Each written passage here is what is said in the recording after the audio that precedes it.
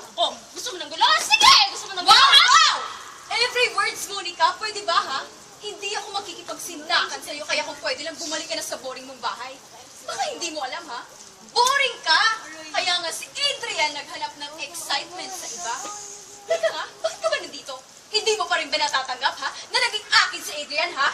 Akin siya! Akin si Adrian! Akin siya! Wala sa'yo, Nicole! Akin lang ang asawa ko! Kahit kailan, Monica, hindi na naging sa'yo si Adrian.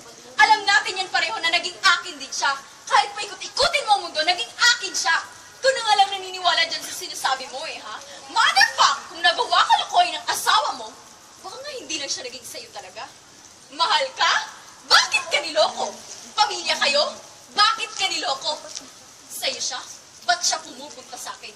Ilusyonada kang babae ka! Tama! Ilusyonada ka! Ilusyonada ka! Ilusyonada ka! Ikaw! Ilusyonada! Pinili ka lang noon na Adrian dahil yun ang tama ako! Pinili niya ako noon kahit mali. Ang dami niya pinaglaban, tinalikuran para lang makasama ako ngayon. Mas mahal ako ni Adrian kesa sa'yo! Malandi kang babae!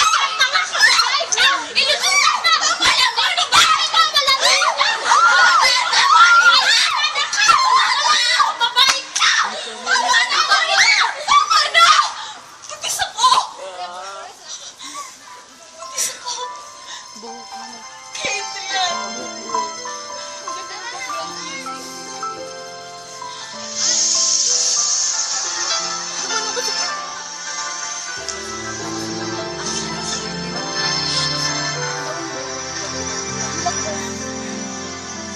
Scripted! Scripted!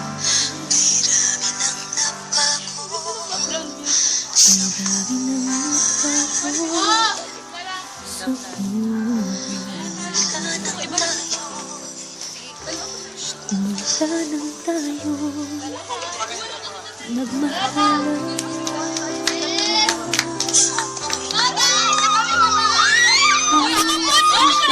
Akong tumibok sa isang kumpas hanggang isang pintig na lamang ang marinig mula sa ating dibdib.